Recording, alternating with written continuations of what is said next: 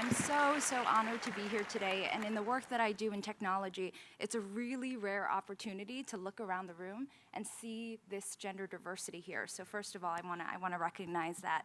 Also, in the work in the diversity and inclusion space, people oftentimes ask, like, why do you do this work? And I always say the most important piece is it's a healthy collaboration. It's the one space where everyone comes together and says, these are the best practices, these are the challenges, here are the things I've learned, and what can we do collectively to transform our communities in which we work, live, and play. And I'm so inspired by the work that NYCMER and the NYCMER leadership team does to really drive that change. So thank you so much for being here. We have an incredible morning session today, and I'm so honored to be moderating this conversation. We have 2 keynote presentations, followed by a moderated panel discussion, and then we'll open it up for Q&A. So I'll introduce our first speaker, Laura Huerta Migas, who is the Executive Director of the Association of Children's Museums, ACM, in Arlington, Virginia.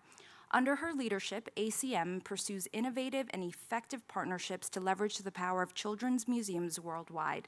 Laura has been devoted to the growth and education of children, particularly those from underserved and under-resourced communities. In 2016, she was recognized as a White House Champion of Change for Summer Opportunity. Previously, Laura served as the Director of Professional Development and Equity Initiatives at the Association of Science Technologies Centers. Please join me in welcoming Laura, who will share her remarks around inclusivity from within.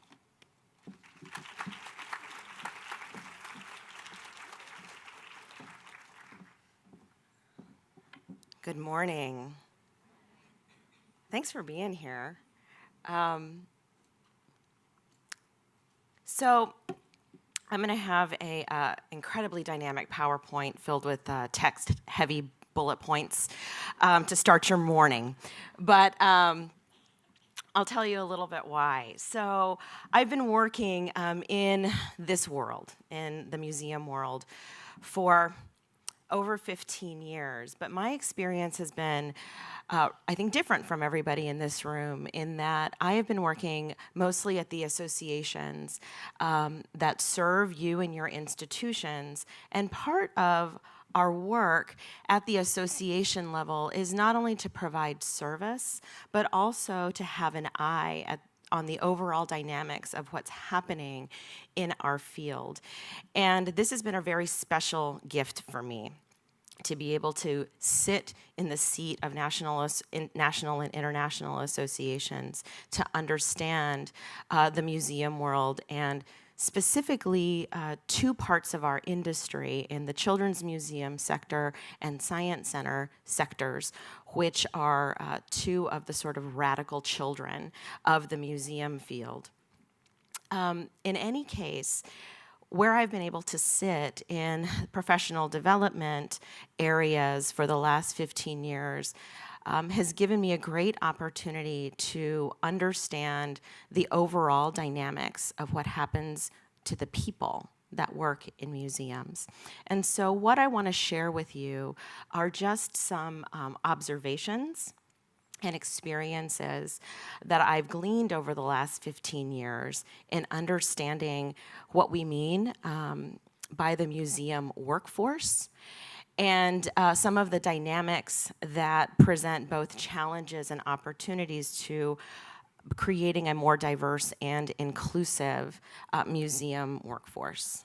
So let's just jump right into it. So I see some of you in the audience who I've worked with before and I've done workshops with, and those of you who know and have been through that experience know that I like to be very clear about vocabulary. So before we jump in, I really want to start by unpacking the word workforce. And we use this word a lot, especially at the association levels when we do things like salaries surveys and collect statistics. And there was a big study that was done here in New York City that I know certainly spurred the inspiration for the theme of this year's conference around the makeup of the museum workforce. So, what do we really mean by workforce? This is something I've really been thinking about a lot in the seat that I sit in at ACM and before at Aztec. And these are 3 buckets that I have made up from my observations, as we're really thinking about what do we mean by workforce, especially when we're talking about diversifying the museum workforce. And so I see 3 big categories of the museum workforce. The first is a bucket that I call the museology-focused category of museum workers. So many of you in the audience that are museum educators, that are registrars, that are curators, that have come through some kind of formal training in developing the content of what's in museums, as well as interpreting that content for our visitors. The second bucket is what I've called operations focused. So that's our facilities staff, security staff, other folks that are concerned with the physical operations of our institutions. And the third bucket, some have called the administrative bucket, but I really want to talk about as business focused. So all of those of you who work in not only administration, but other important functions like development and marketing and visitor services. And I think it's really important to think about the workforce and disaggregate them into categories because we see very, very different patterns of workforce dynamics across these 3 buckets. In fact, these next 3 dynamics under realities of the job look very different depending on which part of the museum you work in. Salaries are very different in the business-focused areas and the operations-focused areas than the museology-based jobs. Promotion opportunities are different as well. So what I want to focus on today, though, is really that first bucket of the workforce that is museology-focused, because this is a museum education conference. And to be honest, it's the area of diversity that is probably the most spoken about and analyzed when we're having these conversations. So there are 3 areas of museology jobs that we really play into our challenges and opportunities around diversifying our workforce. The first is salaries. We'll talk a little bit about that, but I'm sure you all are living that reality right now. But also some systemic dynamics that we don't talk about explicitly. I'm sure you all have these conversations person to person. But I will say at the association level, we are just starting to talk about the dynamics of promotion opportunities in terms of diversifying the museum workforce. And the third are the dynamics of volunteerism. ACM and Aztec, both of the associations that I have spent most of my museum career in, are global organizations. And so something that those of us here in the United States may not be very aware of is that volunteerism and the tradition of volunteerism as staffing up museums is actually very unique to the United States. It's actually not allowed in most other countries. So this has an incredible impact, a market impact, on the top 2 dynamics around salaries and promotion opportunities. In fact, according to the last salary survey that ACM and Aztec did together, at least 30% of the museology-focused workforce, so people who are actively interpreting or working on content development of museums in science centers and children's museums, are unpaid volunteers. Okay. So let's talk about a couple of the structural challenges around diversifying the museum workforce. So I'm pulling these data from the very latest Aztec and ACM Joint Workforce Survey. So this represents numbers from those two sectors, not the wider museum sector, but these are the numbers that I know best. And so I'll share those with you. But I think that these dynamics are likely portable across the museum, broader museum field. So I just want us to take a second to look at the numbers up here in terms of median salaries for both exhibits and education managers as well as the next level up in directors. For the training that's required to enter these positions, those are pretty low salaries. And as we're looking at jumping up into a senior level position, it's not a big jump. And so I think we really have to be aware as an industry and as employers in a wider employment market of how competitive we are in terms of being an employer. So our industry trades on passion, just like the rest of the nonprofit sector, all right? And this is a larger conversation that's beginning to bubble up across the sector of how can we be good and competitive employers? Now, many of us enjoy some perks of working at institutions like museums that you don't get at a corporate job.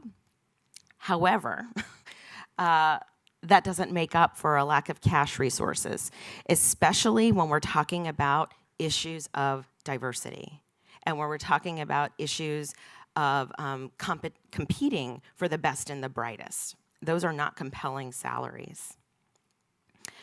Another challenge that we have is looking at the pipeline. So at the association level and at many policy levels, there have been a number of efforts to increase and widen the pipeline of highly qualified professional museology workers. So about 30 years ago, there was a big push to professionalize the field, and that's when you started to see the establishment of many, many museum studies programs across the country. That was a direct effort to create a better pipeline of trained museum professionals. However, we also have a space problem in museums. There are only so many museums that have only so much capacity for staffing up. So what we see, and again, this is from our two sectors, children's museums and science centers, is when we look, again, focusing on education/exhibit jobs, that even at the manager position, there are limited numbers, so there might be 2 or 3 manager level average in an institution compared to entry-level positions, which are 10 full-time to 20 part-time, right? So there is a 20% chance of you even being able to advance, right? So this is not about intention. All right, we are going to talk about intention in a second. But I think it's really important for us as we're working to improve our situation to be very, very clear about what our current structures are and the parameters are that we are working within. And then the last piece around structure that to me has been very, very interesting as we think about pipeline, as we think about promotion, as we think about retention, is tenure. So as we look at the top positions, the director positions, and even the manager positions, the average tenure across these two sectors of the industry is 10 to 11 years. So if you think about starting at a museum, it could take you 15 years to 20 years to get up to a director position. That is an incredibly slow progression track in general across the workforce environment, not just the museum environment, but as we're thinking about other areas of employment in the corporate sector, that's about twice as long as it takes to move up, okay, 2 levels. So these are challenges that we have. And the other thing that I want to make sure that we are remembering when I'm talking about these things is that I'm looking at the museology focused part of the museum. And something that I've been thinking about and actually studying as being a student of both organizational culture and dynamics is that museums really function as at least 2 different kinds of organizations, right? So there's one side that's the destination, right, that runs pretty much as a tourist destination. So that's where we see our business-focused folks, our operations folks, really functioning under a very different cultural expectation. Let's serve visitors. What's our dollars per body, right, through the door? Those are very sales-focused positions and a sales-focused culture. The museology side of the organization really functions more like a university. So if you look at these dynamics in terms of a tenure track at a university, it starts to make more sense. But we're not universities. So this is where we get caught in a double bind, not only in our current situations, but particularly as we're thinking about diversifying who forms the content and as well as who delivers the content in our institutions. So, some of these challenges, very quick things. We have this premium on advanced degrees for mid-level positions. All right, many of you in the room have committed upwards of $150,000 on your education, if not more, for a job that pays you $50,000 a year. We have weak internal promotion paths. And the other outcome of this is that in order to advance, you often have to hop museums, right? So you have to move from institution to institution.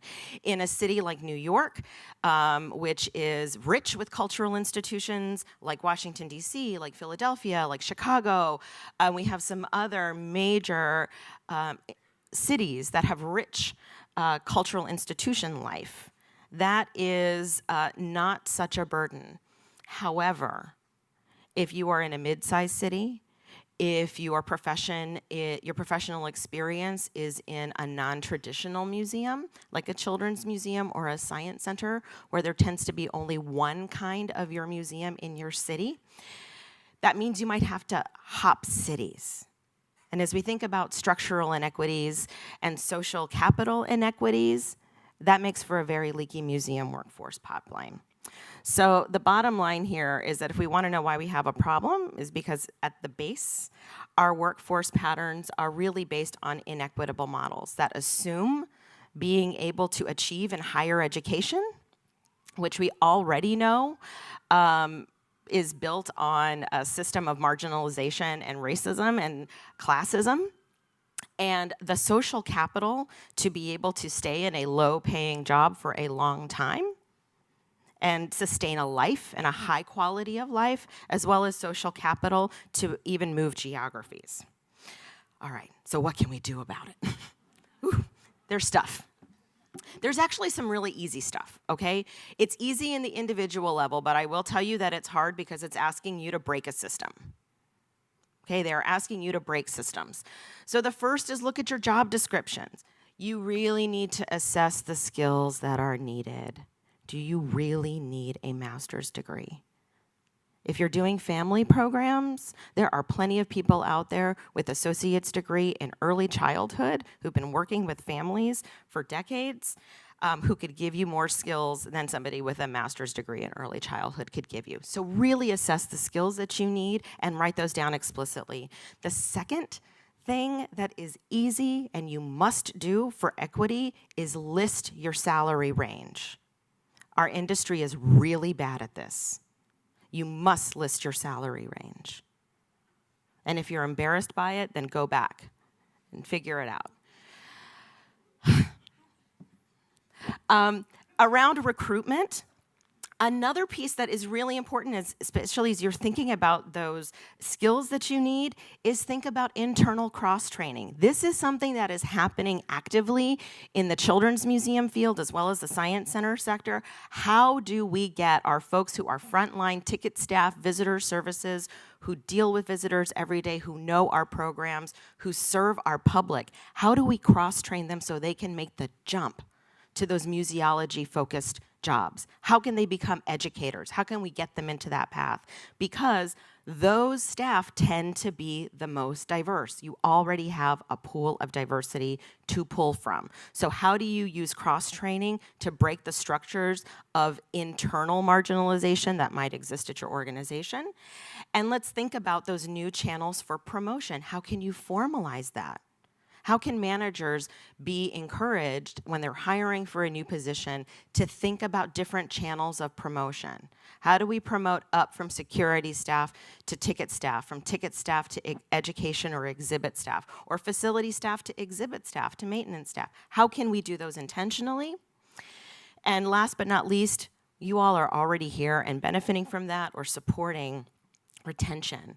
So how, if you have a large enough organization, can you support affinity groups or partnerships with other organizations to keep your staff feeling invested in, especially staff from minority backgrounds who may be the only? There's a diversity video that's about X's and O's. So who might be the X? And if there aren't any X's in your organization, how can you create collaboratives so that they have support and places to reach out? And last but not least, this notion of active sponsorship. So we're not going to fix systems overnight, and it takes leadership to pick out a person or a group of people and actively champion their promotion or their retention in your organization. That is not discriminatory. It is not favoritism. It is necessary action to create an equitable environment. So those of you who are senior staff, who know you have that special staff person who might be a person of color, a person with a disability, or a person from any other kind of marginalized background and perspective that you know you need at your organization, you cannot be afraid to actively sponsor that person for leadership and for promotion. And sometimes it might even be your friend that you can push up because they are that important. So, some ideas to think about. Thank you.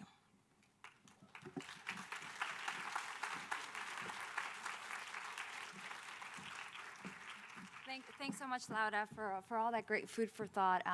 We'll have a chance to do a deeper dive into the internal best practices, some of the context, some of the structural key factors that Laura just shared. We're now going to transition to Amy, who will talk a little bit more about how this concept of inclusivity is affecting the content that we design within our institutions. So I'll go ahead and introduce our second keynote speaker, Amy Bartow-Melia, who's a MacMillan Associate Director for Audience Engagement at the National Museum of American History in Washington, D.C. In that role, she leads the creation of experiences that encourage meaningful dialogue, expand perspectives, and inspire learning, innovation, and active participation in civic life.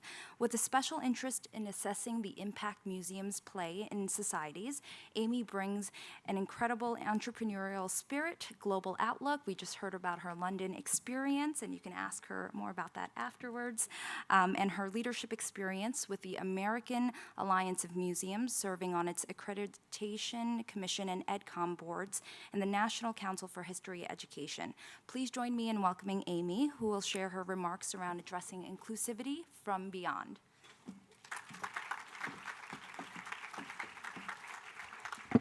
Thank you, Esther, and thanks so much for all of you for inviting me here today. It's a real pleasure to get outside of Washington right now and talk to so many like-minded people. So as Esther said today, I was asked to talk about the beyond. And so what I'm going to do for you today is give you a case study of one of the programs, national programs that we're doing at the National Museum of American History. And though we come from a variety of backgrounds in the types of institutions that we come from, art, science, history. I'm hoping that by talking through some of the big questions that we were asking ourselves about our audiences as we develop this program will really spark some of the conversation that we're going to have later on. So just quickly about the American History Museum. How many people have been to it? Yay. Oh, great. Awesome. Well, we have about 4.5 to 5 million visitors that come through the door every year and about 11 million online. And we're very lucky being on the National Mall that, we get that national pilgrimage to DC. But if you think back, picture us about 5 years ago in 2012. We were getting ready to go through accreditation again with AAM, and it was time for us to think about our new strategic plan. And we really took a lot of time thinking about who we are as a national museum, and it was great that we were serving all of these people that just naturally came in through the doors to see the ruby slippers and Lincoln's hat and have that sort of patriotic pilgrimage to DC. But what were we really doing? What was our responsibility as the National Museum in really helping people think about themselves as active participants in their democracy? And one of the big changes that happened is that we changed our mission statement. And previously, our mission statement had been like a lot of other museums. It was all about collecting and preservation, and education was sort of in there, but there wasn't anything in sort of that activeness. And so we added a sentence to the end of our mission statement that says, we help people understand the past in order to make sense of the present and create a more humane future. And it was that creating a more humane future that was a huge sea change for us. And, all of you coming from that sort of education background, that, that sort of active changing the world is what we all do. But looking at it in the larger museum, that was really scary for a lot of people. And so immediately after, making that statement, we thought, well, what does that mean? And what are we going to do about it? So part of that strategic planning was thinking about, in the next 5 to 10 years, what are those programs and exhibitions that we can create that are actually helping us to have a dialogue with our audiences? So what came out of that was 2 big exhibitions that are opening on June 28th. So anybody coming to DC this summer, we got a whole new wing that we're opening. And we're opening 2 major exhibitions. One, American Democracy, The Great Leap of Faith, and another exhibition, Many Voices, One Nation, which really explores immigration and migration in the United States. And as we were starting to think about creating those exhibitions, we sort of flipped our program model. Our program model previously had been, and this may ring a bell with some of you, create a big exhibition and then think about what kind of education and programs and website you're going to create around that. And we said, well, what if we flipped the model and thought about the programming and doing the program in the years leading up to the exhibitions, and really use the programming as sort of a listening tour around the United States to inform the research, the collecting that would go into the exhibitions. So that was a big switch for us, and I think overall it's worked out really well for us, but that will be seen. You guys can come to the exhibitions and tell us if that worked and made a difference. So a lot of the big questions that we were asking as we were thinking about this, what does national programming look like? We've done a lot online, but what does it really mean to get out of Washington, D.C. and talk to people around the country? And how are we making sure that we're reflecting and talking to a wider audience than we usually get in our exhibitions in Washington? And then how can we, and this is something we thought about a lot, how can we capture that in-person experience that you can only have when you're in front of that amazing object that's one of a kind with that sort of digital reach? And is there a way that we could combine those together to have sort of a maximum impact? So in 2014, we launched a partnership with Zocalo Public Square, we'll talk a little bit about, to create a program called What It Means to Be American. And one of the big things that we realized is, as we thought about, wouldn't it be great to go around the country and meet all these new audiences? Well, obviously, we aren't the experts in that. And so one of the things that we really thought about is, who can we partnership, who's doing this in a really good way out there in the country? And we were really we had the good luck to have Gregory Rodriguez, who was the executive director of Zocalo Public Square, come and be a fellow for several months at the museum. And Zocalo is a humanities-based group that does events and online journalism based out of LA.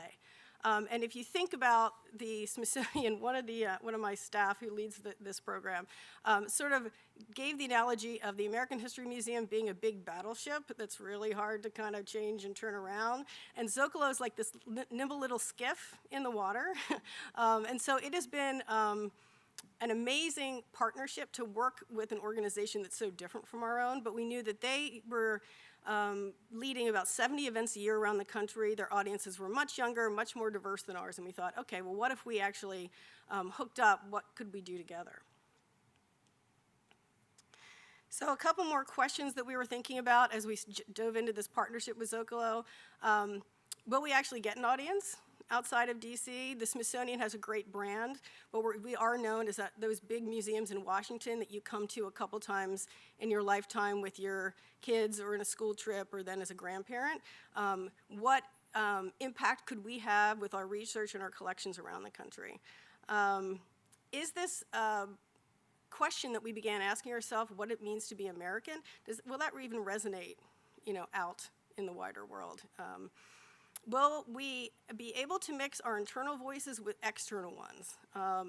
We are pretty internally focused on our scholarship and our scholars, but we realize that our scholars don't have all the answers to this huge questions about what it means to be American, and we need to bring in outside voices.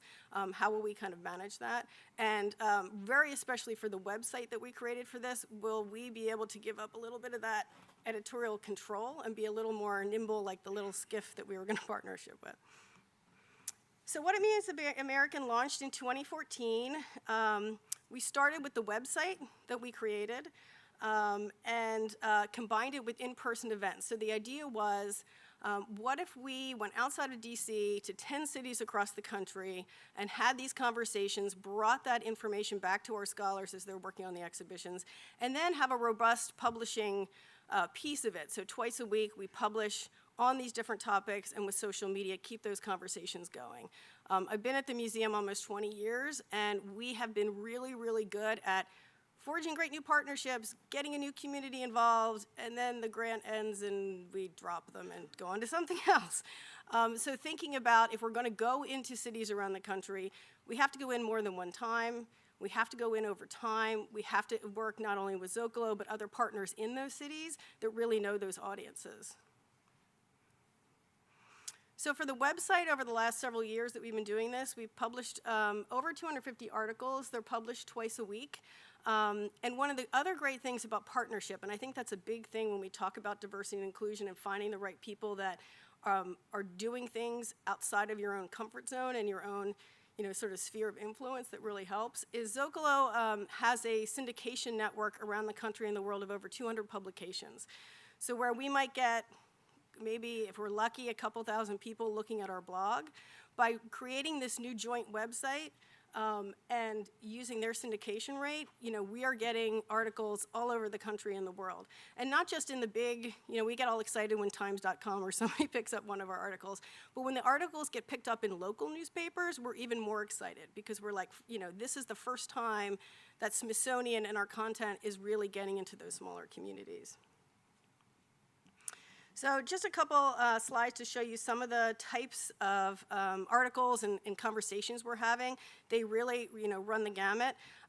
We have several that are our own scholars that are publishing. These are some examples of that. We also, as I said before, really wanted to get those outside perspectives and voices. So we have scholars, not only historians, but social anthropologists, sociologists, economists, futurists. Again, if you're talking about what it means to be American, you have to have a much broader group of people that are having these conversations. And also really important, about a third of our articles that are published online are actually from everyday people. So it's people that are actually living the American experience. It's not just the scholars who are talking about the theory behind it. So to bring another layer into this and to make sure, going back again to what we're talking about, the topic today, when we do our events, it's pretty much a standard panel discussion like we'll have later today. But what we wanted to do around that is bring in more voices. So every time we do one of these events around the country, we do what we call a roundtable online. So bringing, again, very different perspectives into that topic. And we have them write their articles and have conversations with the speakers ahead of time. So not only does it give our audiences a broader perspective, but it helps inform the conversations that we have when we get to the events. So it's not just a website. So this is just a couple snapshots of what the events look like. We've done 12 programs now, so we feel like over the last 2 years we're outside of our prototype phase. And moving forward, we're going to be building on this into our next phase, and I'll talk a little bit later about what we're kind of thinking is our next phase moving forward.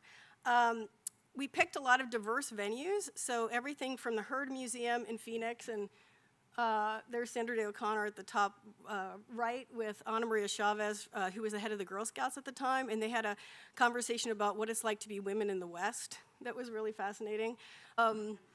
Everything to, there's Eddie Van Halen talking about his immigration experience. We've worked in movie theaters in LA, the British Museum in London, so just a wide variety of different locations.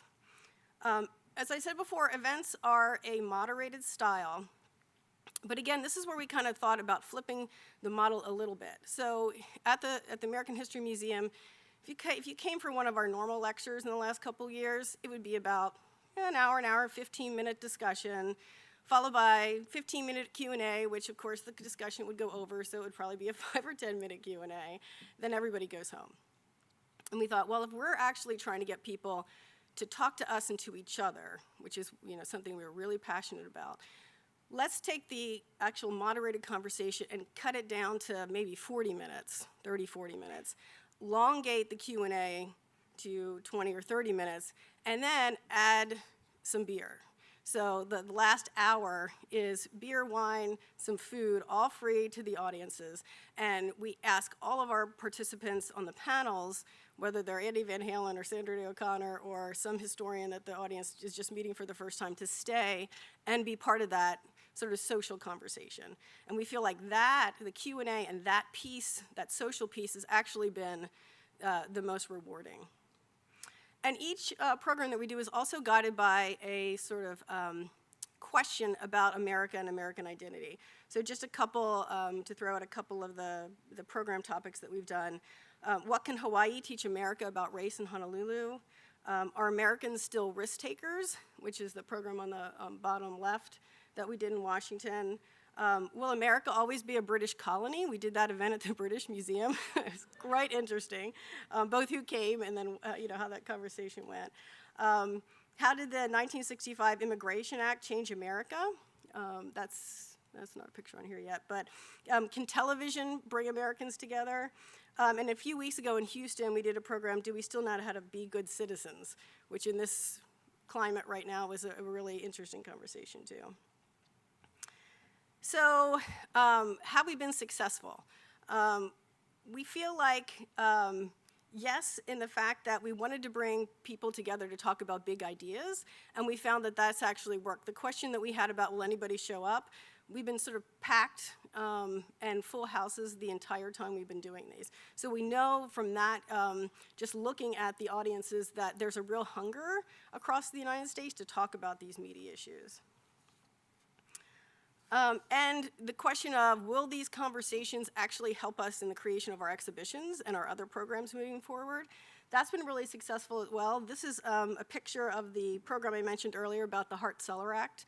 And some of the, these are all immigration scholars, and some of them we'd worked with previously, and some were new to us. And the great thing is not only are we still working with some of our early scholars, but some of the panelists that we met through the program are now advisors, have been advisors on the exhibitions. So that's been really helpful.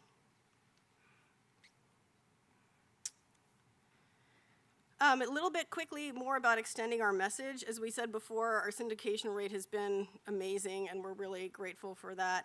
The other thing about working with a different partner is that Zocalo has professional editors on board, and they've been really helpful about helping our scholars and some of our other outside scholars craft the way they're writing these articles online to talk to everyday Americans. So it's getting out of that scholarly sort of, we get very buzzy and internally focused in the way we talk to each other sometimes, especially at the Smithsonian.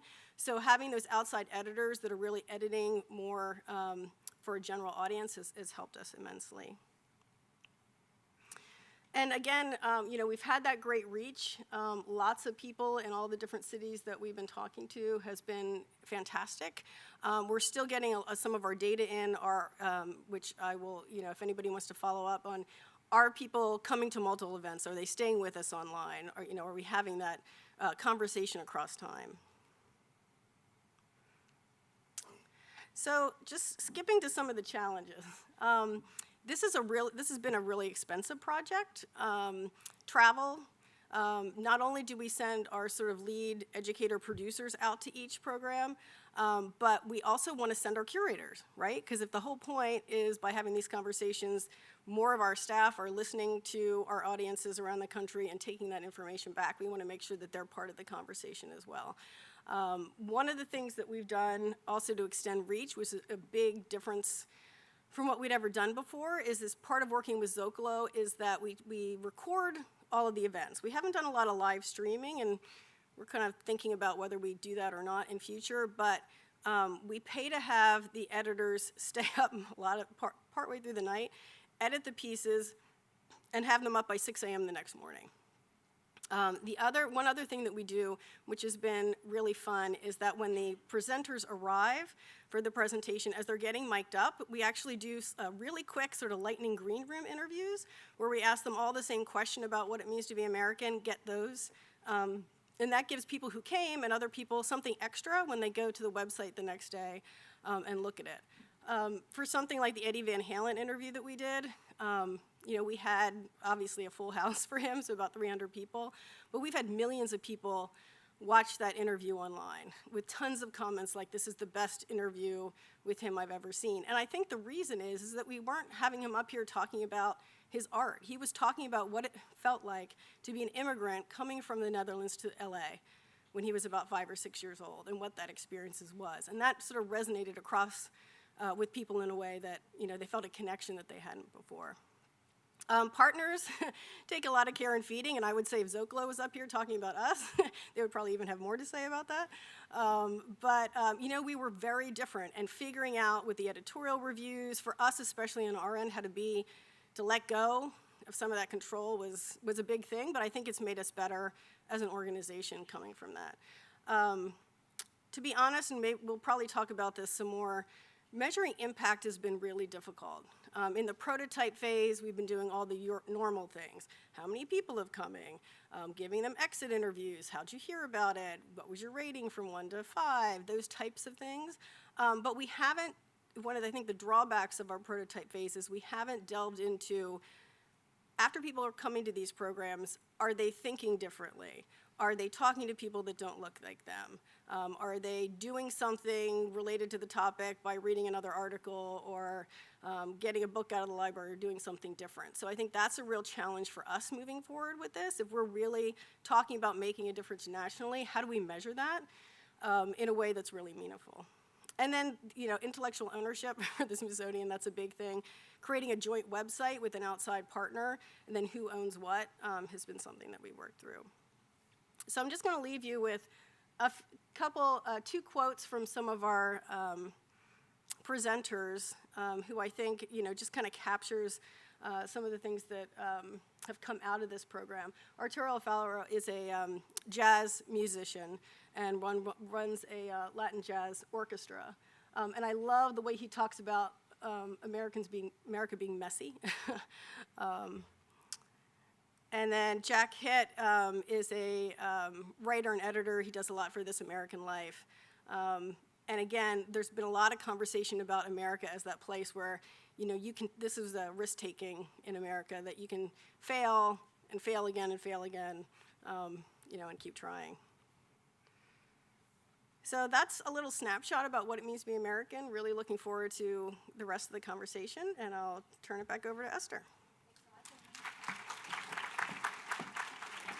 Group. So why don't we jump right in, and we want to make sure that we have shared language. And I would love for Laura to start around, how do you define, oftentimes we hear these big buzzwords, diversity, inclusion, equity, inclusivity. How do you define these terms? Sure. So diversity, simply. All the ways that we are the same and different from each other as human beings, but maybe more importantly is that it's a thing that can be counted. You can count diversity, you can characterize diversity, you can point at it, you can see it, you can measure it. Inclusion is the behavior that you do to include people, to create an inclusive environment across that diversity, intentionally across that diversity. And then equity is your outcome. You create an equitable environment through inclusive practices and equitable practices. So that's the way that I think about those three words. That's really helpful. In the work that I do, we oftentimes say diversity is being invited to the party, and inclusion is being asked to dance. So it really goes hand in hand. Amy, I'd love to hear a little bit about how you build a business case for diversity and inclusion. At the leadership level, there's so many competing priorities. Well, I think it goes back to something that we've thought about a lot through our strategic planning is impact. As the National Museum, what kind of impact do we want to have on people's lives? Because that's really what is our core mission. And if we're not, it goes hand in hand with, talking to as many people in America as possible. And so I think that at the leadership level is the way that we're kind of thinking about it. And please, Laura, feel free to chime in. I know we're going to go through this moderated piece a little bit fast, but you both have a wealth of knowledge and insight, and we want to make sure we hear from both of your experiences. One of the things that we heard is around a desire for a checklist. The audience wants to know, what are some actions that you do? How do you enter this conversation on a personal level? So the question for you both is, as you think about your leadership journey and your work in this space for many years, what tools do you leverage? Sure. So I think I don't like checklists for this work because the structures and assumptions that create inequity manifest themselves very differently in every geography, every organization, et cetera. But I think maybe the first through last steps that I certainly, when have been working with museums over the past 15 years, is tell yourself the truth. I think that's the very first and last thing you have to keep doing, especially when we talk about cultural competence, is you have to be willing to tell the truth about what your starting point is, why you do what you do, how you do what you do. We tell ourselves a lot of stories that mitigate is the truth that we would like for it to be. But we have to be engaged in very real truth-telling with ourselves. And just piggybacking on that, it's very easy to get caught up in the excuse cycle.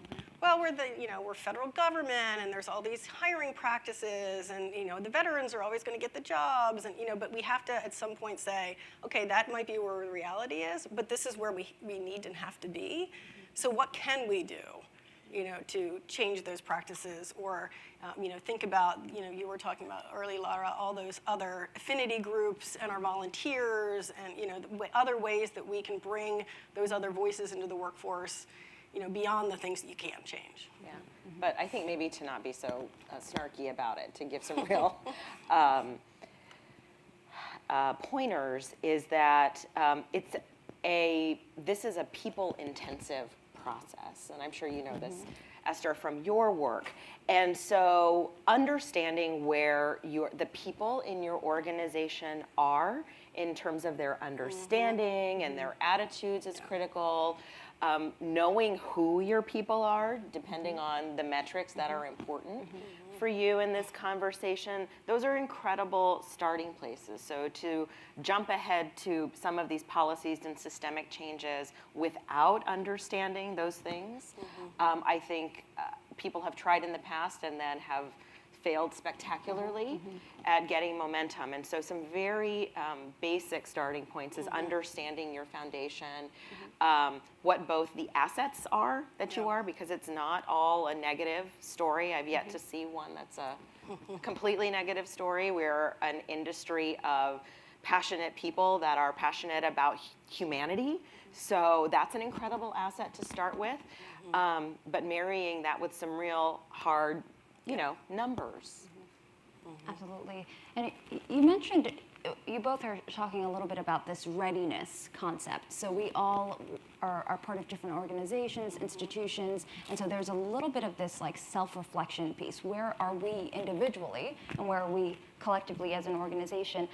You also mentioned data, and coming from the world of engineering, I get a lot of questions on diversity data, and we know that in New York City in particular, our cultural sector does not match the demographic diversity of our population, and it's something that we shared a little bit about. Can you both tell us a little bit about your challenges around this work that we're doing, and then we'll talk a little bit about so we'll talk a little bit about pain points first, and then we can talk a little bit about actions.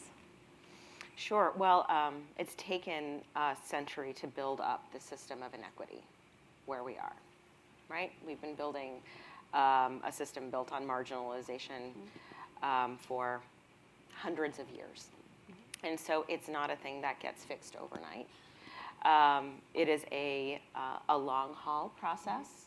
And I think maybe that has been the biggest challenge in my work with institutions, that has been the first obstacle that needs to be overcome. There are certainly some quick fixes. I mentioned some in my PowerPoint in terms of actions, but everybody wants to get to that result, right? We want to get to the numbers. We want for those of you who have large organizations, your EEO report, right? You want that form to look perfect.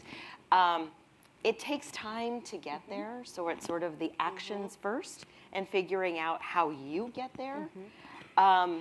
That is the most important. I think it's been the biggest challenge that I've worked with organizations on, is understanding that it's long haul. And that there are no quick fixes, to your point. Right. And I think time is a huge, important thing. Talking about checklists, we're updating the way that we do our exhibitions and programs, and we have what we call charters, which is sort of a combination of a business plan and an interpretive plan. And in that now, we do have questions about diversity and key messages and audience and impact in there, which is great. But if you don't take the time internally to actually talk about those things, both internally and externally, you can have that there, and it's just for show, and we've checked off the box, and it doesn't really mean anything. But leadership at every level needs to build into their day times to have your staff come and talk to you. I had someone after one of our staff meetings last week came and he said, "I want to talk to you about diversity in this program that we're doing." And I was really busy, and I was like, "No, we need to take the time right now while he's in my office to talk about that." And I think that's something that we're starting to build into our culture, but it takes time. And I'm hearing this integration piece, and what I love is that both of our two industry leaders here, they don't have the title diversity and inclusion in your job title. And I love that this is part of your leadership competency and the work that you do. So how do you set that tone and drive that accountability at your leadership executive level? And also, how do we also drive accountability engagement at the grassroots level? Sure. Well, I did once for 8 years have diversity, equity, and diversity in my job title, which actually was a real blessing. And at the time, I was the only museum association professional whose job was solely advancing diversity and equity. We've got more now, so that's great. But it's been my personal leadership path, actually, from the beginning of my work in the museum field. And I certainly sit in a different place than most of you all. I'm not in an institution, but working on behalf and advocating for the field, but my roles have always been a result of the passion of our membership and the constituency that we represent.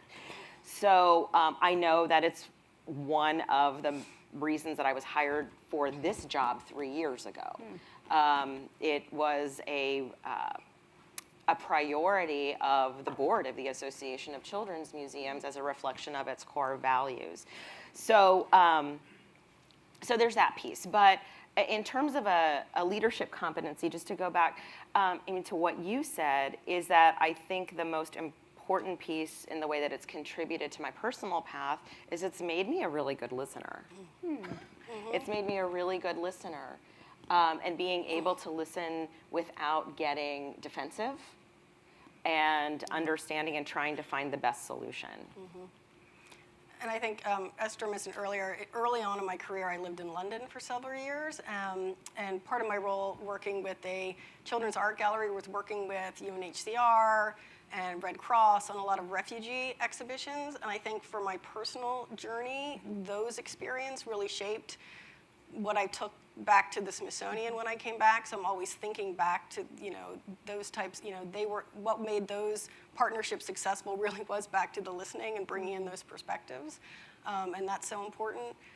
We also at the museum did create, coming out of the strategic plan, a diversity council. And so one of the things that we're trying to do is, not say, oh, there's the diversity council over there, isn't that nice? They're going to give us some reports, but really use them as an advisory board. So one of the first things I did when they were created is took our program and education plan to the advisory council and said, okay, look at this. What's missing? What can we do? And then going back to them on a regular basis and using them as part of our brainstorming process has been really helpful. And I know in the audience we have expertise and levels from all different career paths here.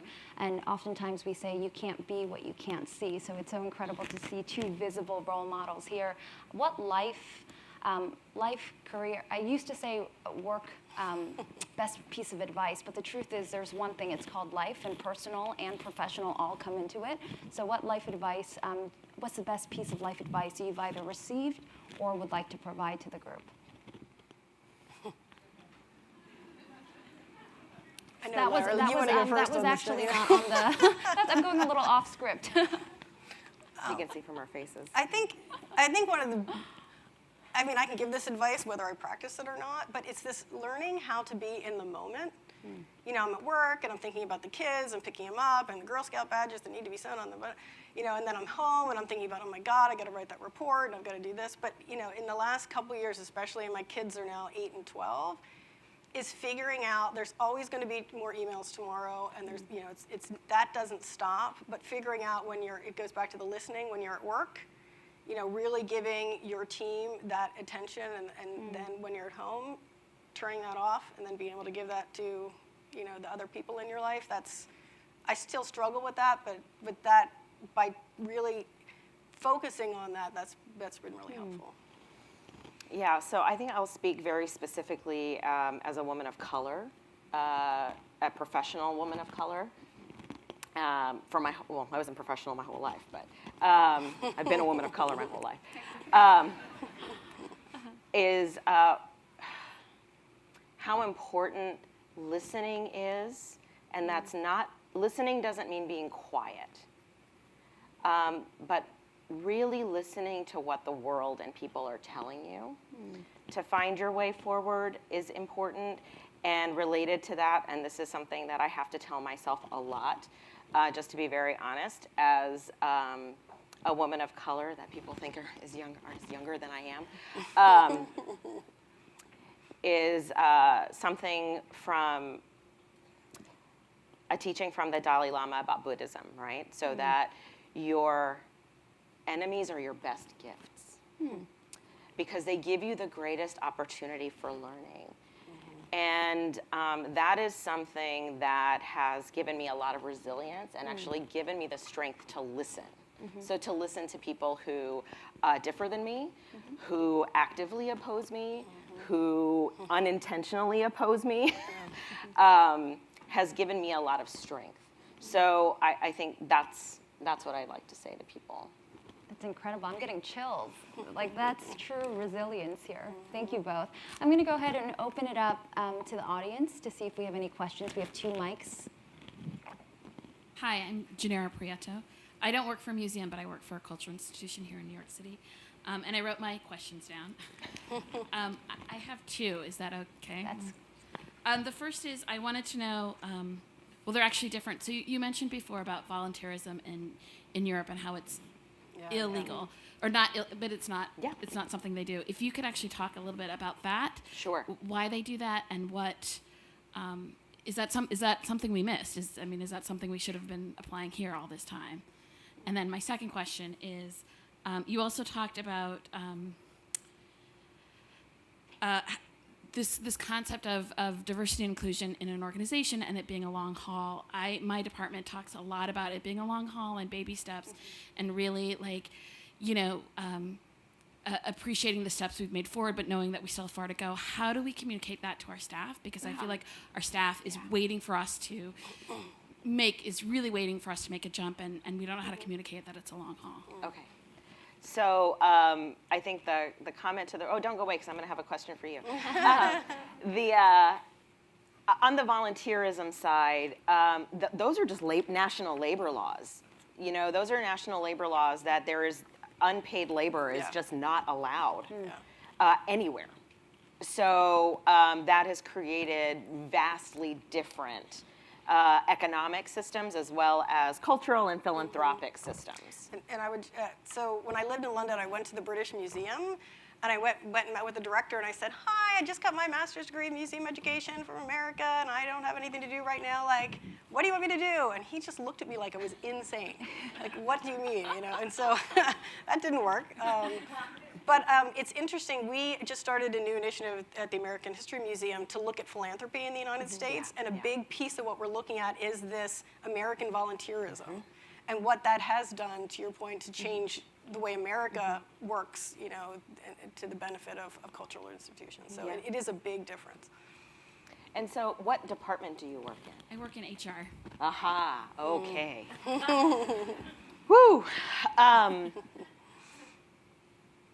So, I think, thank you also, because I very rarely get to actually talk with people in HR in this work, so I'm really appreciative for you being here and asking that question.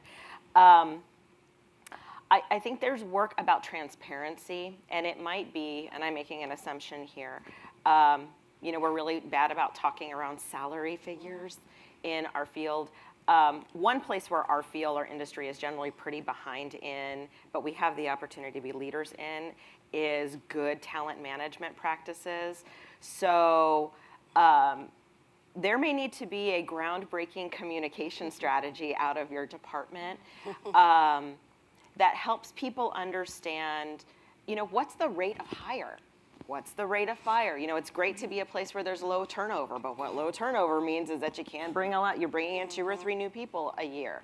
So helping people understand how your system works, because systems are invisible, might be a great way. There might be an annual sort of HR report that's less about the numbers, but reminding people of what all the mechanisms are in your organization, and that could actually be a really good strategy for empowerment. So like government, the mechanisms are incredibly clear and explicit.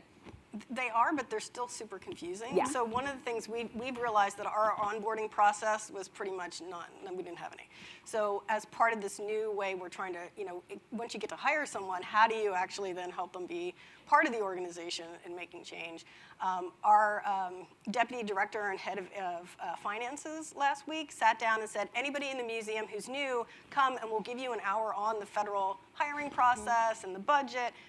And we had curators that had been there 40 years. The room was standing room only. And we realized, wow, there really is that, just like you're saying, that need for that transparency and understanding the way that the system works. And I'll also add, since diversity and inclusion at Google does fall into HR, oftentimes we hear, in the absence of information, there's confusion. So people are just going to assume, and this topic is really personal to a lot of people. So what I will say, there's an importance to over-communicate, and we don't need to have all the answers. because there are no quick fixes. And also, it has to be a consistent communication. Oftentimes, I see groups will say, oh, it's Asian Pacific American Heritage Month. Let's get out that email today. And then, oh, it's Pride Month in June, and then check. And then they're like, oh, we're going to wait a few months, and then we'll go to Hispanic, Latino Heritage Month, Latinx Heritage Month, and then we'll do a veterans communication. And the question is, diversity and inclusion is part of our everyday talent. It has to be part of our culture. And the hope is eventually we'll get to a point where we don't even have to say diversity and inclusion, but whenever you say someone's organization, that's part of the values. So thank you for being Thank you. Thank you for being the first to go. Yes.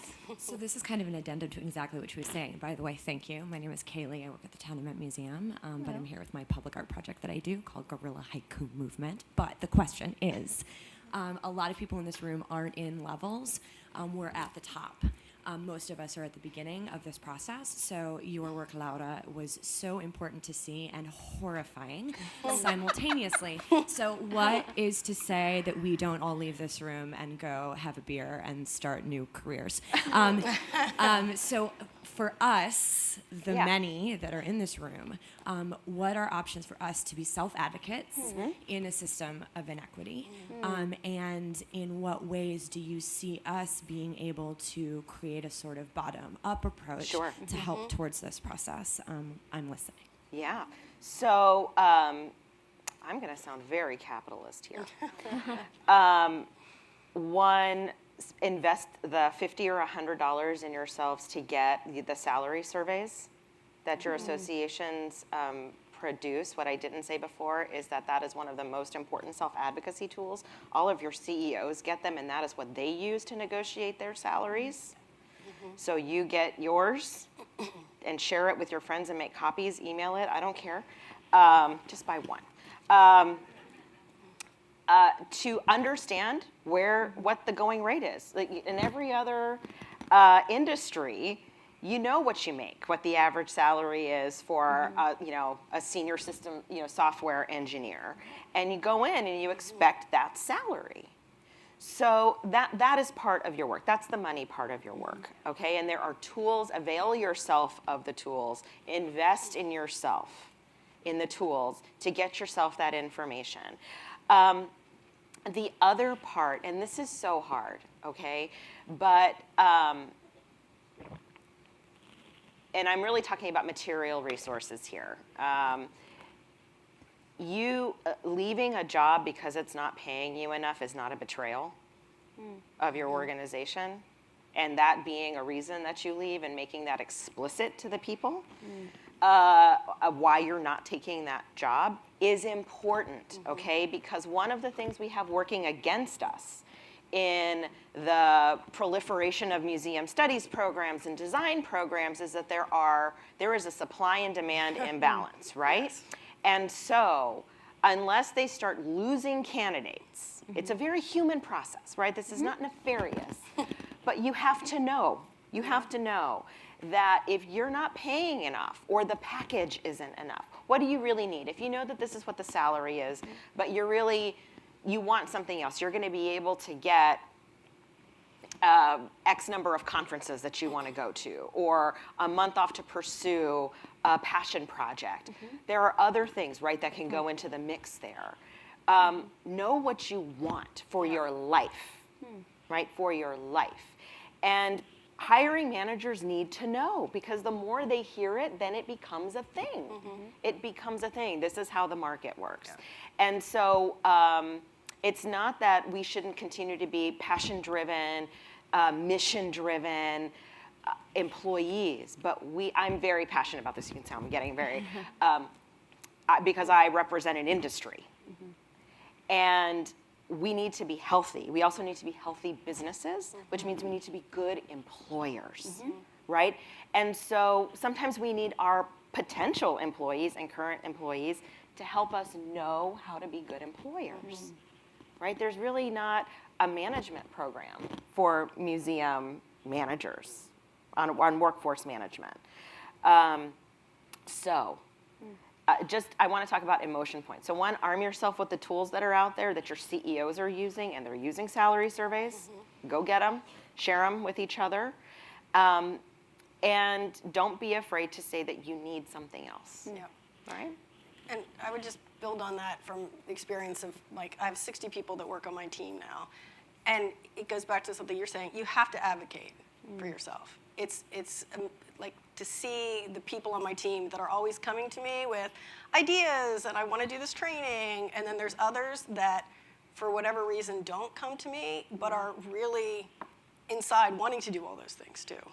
One of the things that worked really well in my career is getting a mentor, and I know you hear that all the time, but finding someone who is like, that's where I want to be, and having that opportunity to kind of hear where they can, that's been incredibly invaluable as well.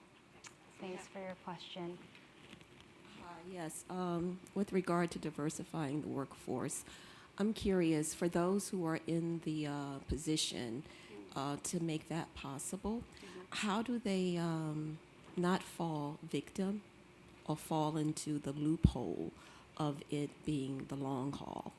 And I say that because I'm old enough to have known or to know that this has been a conversation that has been happening for a really, really long time. And originally I'm from Washington, D.C., and from a time when it was known as CC, Chocolate City, and knowing that the Smithsonian has been there for a really long time, and then even going back to, several decades ago, and listening to this conversation then, and at that time seeing that the workforce there, as far as people of color, was made up of maybe facilities and security guards, and then going back even today, several decades later, and now I live in New York City and seeing that here I am standing behind a mic and seeing and hearing that the same conversation is still happening, and also hearing that it's going to take a long time, long haul. So I'm just wondering, how do people who are in those positions to make a difference and seeing that diversity does happen, don't fall victim or fall into that hole of saying, okay, well, it's going to take a long time. So I'd say there are some very practical, and again, this isn't rocket science, it's actually just good modern HR practice that you put in. So, for example, at the Science Museum of Minnesota, they implemented a process in all hiring that there has to be at least one candidate of color interviewed in person for every position. Every time. And you know what happens? They hire more people of color because they get to the table. So we have to put in explicit strategies for hiring. People keep thinking it's a systemic problem and somehow if we keep talking about it, it will fix itself. And of course it doesn't, because systems perpetuate themselves, right? So we have to take explicit action. There are other really just very basic, explicit. Doesn't mean we must hire. We're not talking about quotas. What we are talking about is exposing people in an equitable path to give an equitable opportunity, not an equal opportunity, but an equitable opportunity. So what I am starting to see is a sophistication of HR practice starting to come in, and CEOs starting to get it and actually seeing how it works as opposed to it being this abstract thing. And so, yeah, it can't just be a theory, right? It has to be action. There has to be action. And well, at the Smithsonian, it's two things that we've done that kind of piggyback on that. We have a conversation with HR, and the Diversity Advisory Board is helping us create a tool for where we can advertise in a broader way. So again, it's just finding the people where they are. The other thing that we've been doing, of course, this is a money thing, but more paid diversity internships. Because we have all of these interns programs. Most of our interns come for free. Well, who can afford to come to Washington for a whole summer and not have a job and pay for the dorm and all of that kind of thing? So a huge percentage of our staff were interns. And it's sort of like building. We have this amazing dynamic intern coordinator at the museum who is really advocating, working closely with HR. And we're starting to see fruits from that. And just one more question with regard to retention. I've heard a lot, well, we've hired, but we just can't seem to keep them. Just any strategies that you might offer those who are in the positions. Oh, yeah. No, they're not trying hard enough. Thank you. I'll just say that. I mean, the thing is, right, so that's the difference between diversity and inclusion, right? You can have an incredibly diverse environment that is absolutely not inclusive. So when we see that there is flight of a certain type or types, or those that are not of the type, there's a type that stays, is maybe a different way of looking at it. That means that we have a culture that only accepts the kind that stays. So when we talk about truth telling, when I've worked and coached organizations, sometimes we have to say that truth that you don't see until somebody else tells you, right? So the steps that we've talked about, they're simple things, but they're not easy to do because they disrupt sometimes what we love about a place, right? Yeah. Thank you so much. We have 2 questions. Good morning. My name is Dawnette. I work at the Rubin Museum of Art in the Engagement Department. And I had a question that kind of built upon what you were just talking about with the idea of just kind of quotas and retention. I've been noticing more of a push across cultural institutions to diversify, but I'm also noticing this trend of also not diversifying enough so that you become the only representative in your team of a certain group. So my question is kind of, how do you as an institution kind of avoid putting your employees in position where they are the representative of their whole community? And what is your advice for employees who are often put into that position, who are not comfortable being that singular voice that represents everyone? You want to handle that? So if I'm being polite about it, I think that that is representative of a particular stage of sophistication and awareness, right? That we get one in the room and that's enough. We can't have I can't have the whole privilege conversation, right? But it's just enough to make me feel good, but not enough to rock the boat, right? So that's not really changing anything. It's still bringing people to my party in the way that I want to throw my party, but maybe I make it a little bit more interesting. So there are organizations, I will say on the other hand, there are organizations like, so for example, the Children's Discovery Museum in San Jose does have a Vietnamese community liaison. However, that organization has spent 25 years really working on being a culturally competent and inclusive organization. And so that person's job is not to speak for the Vietnamese community or represent them and be the source, but to be a liaison to the community, so actually have a function. So they're not holding that burden. But that's taken them, 25 years of concerted effort and learning to get there. So having the representative, tokens are not okay. The other piece around people who are asked to be the voice, gosh, we should have a whole conversation about that. The burden is not yours to carry. And what I want to say is when you feel that, I want to say I'm sorry for that microaggression to you, because that is a microaggression. And we should look at resilience. It's not coming to me, but there are resilience tips for you or for anybody on how to redirect that conversation in a way that protects you, as well as can open up awareness for those putting that burden on you.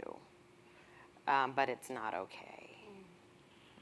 And this is something that we talk about often in the work that I do, and we call it the minority tax or diversity fatigue, and it's a real feeling, and it's a real thing.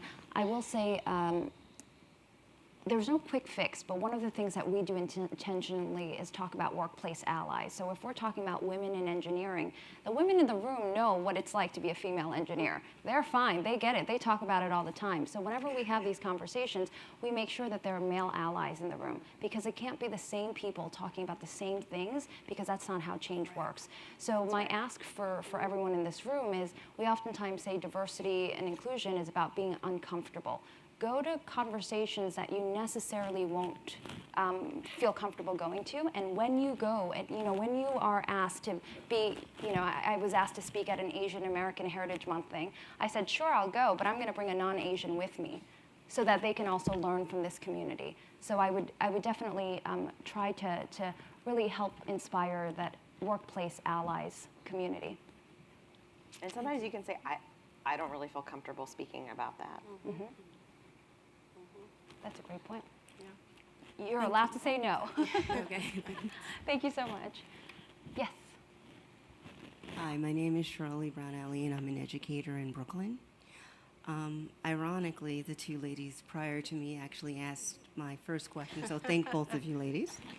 My second question is actually about burnout, because in this field I have seen a huge amount of wonderful, creative, highly intelligent people just get burnt out regardless of ethnicity, and they leave. So I was wondering, do you have any advice for that? Because that seems to be one of the largest reasons people leave, other than salaries. Well, I think it goes back to what Laura was saying earlier, is the challenge of the field of when moving up, you have to move institutions. On the other hand, early on, for AAM, I was a map reviewer. So you go and you help an organization with their community outreach. And I was at a very, very large museum that will remain nameless, not in New York, interviewing their frontline staff. And a lot of their staff have been there for 30 years. And they were very bitter, and they were very burnt out. But they were also in a position where, it was the frontline first job that you take for 3 years and then move on. So I think it's back to that understanding when it's okay to say, hey, this isn't working, I need to move to somewhere else. That's part of it, I think. But that's hard in this field, too. It's like a catch-22. I'd say there's also, we have the nonprofit martyr complex. We're not good employers. So when I hear that, I had to do this in my own organization, that nobody's going to die if we don't do our work today. It is critical work. We are passionate about it. We want to be the best at it. But that doesn't mean that you need to give up your life and your health and your mental well-being to fulfill this task. And that it's about good management. So a good manager makes sure, with training, management is a skill as well as a talent. They did studies that say you only work, actually produce when you're at work, a maximum on a highly productive day for 6 hours. That's it. Okay, so the other hour you're taking care of yourself, or you're looking at Facebook, or you're talking to your coworkers, which is important. But right, the production time is important. And we have, I think it's also a very American culture piece around thinking about busyness, right, is what's valuable. For those of us that are in a supervisory position, if we can help to change the tone about maximizing output and not worrying about time, you will get magic. Yeah. You're already magicians. I talked to my husband who works in corporate IT, and when I told him I got a $30,000 grant and how excited about it, he laughed in my face. And then we had a conversation. Because he can write, in his old jobs, they could write a $50,000 check without asking anybody for work they knew wasn't going to go anywhere. Yeah. And I was like, I'm getting $30,000. I'm bringing 25 people together to have a summit. I'm creating good in the world for $30,000. So we're already incredibly efficient magicians. So I think releasing ourselves of time as the parameter of success and really looking at output. We have the ability to be, we talk about Google, and everybody talked about Google, and they get 20%, of their time to do R&D or personal projects, and you get food, and you get all these perks about whole life. Y'all, we've been doing that for a long time, but we keep thinking that it's cheating. Right? We've been thinking that it's cheating, and it's not.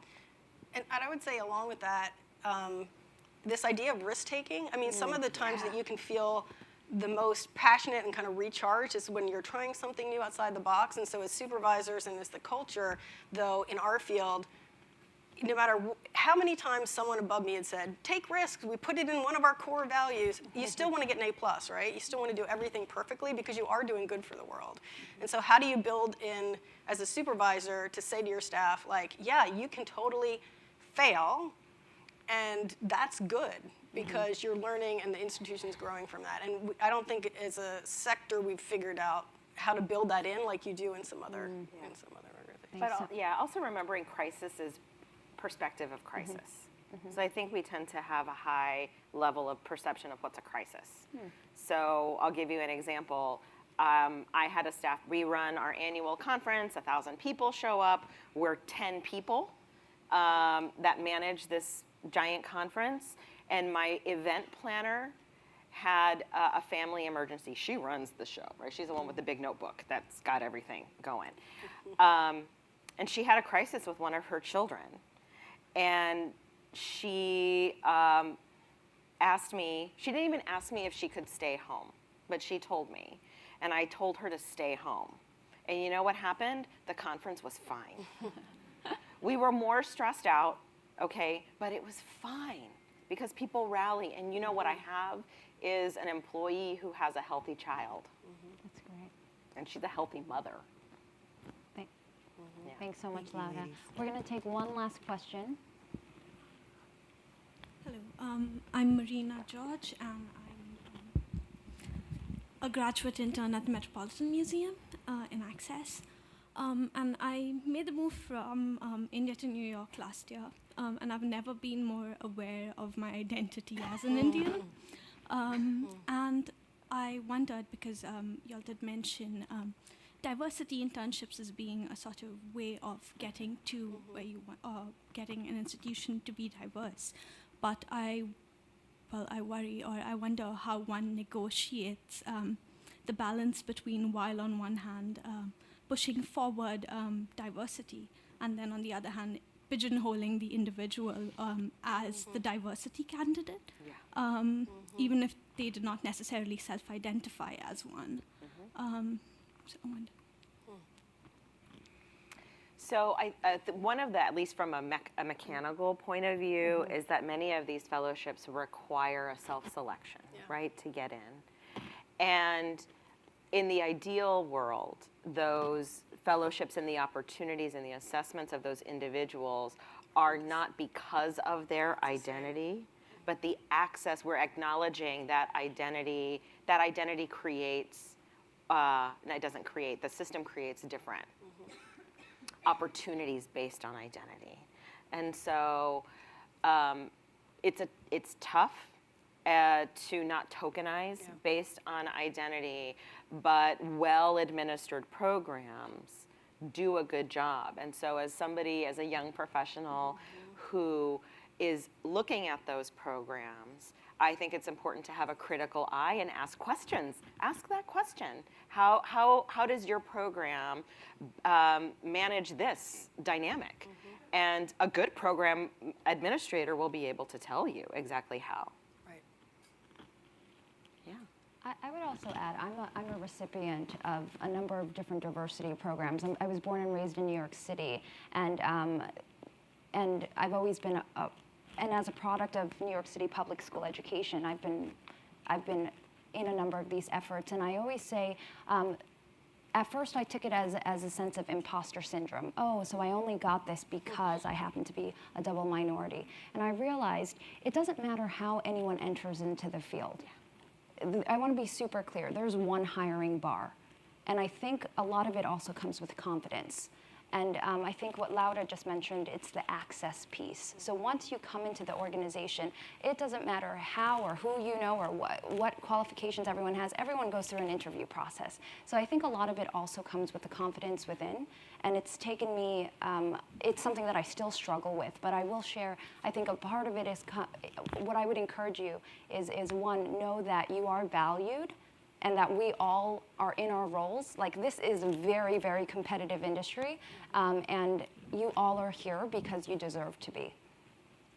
And the second piece is we have to put more accountability on organizations, Yes. for sure. With that said, I want to conclude by thanking our two incredible industry leaders, Amy and Laura, for their candor, their authenticity, their resilience, and really their amazing and insightful remarks. So thank you all, and enjoy the rest of your conference. Thanks. Thank you.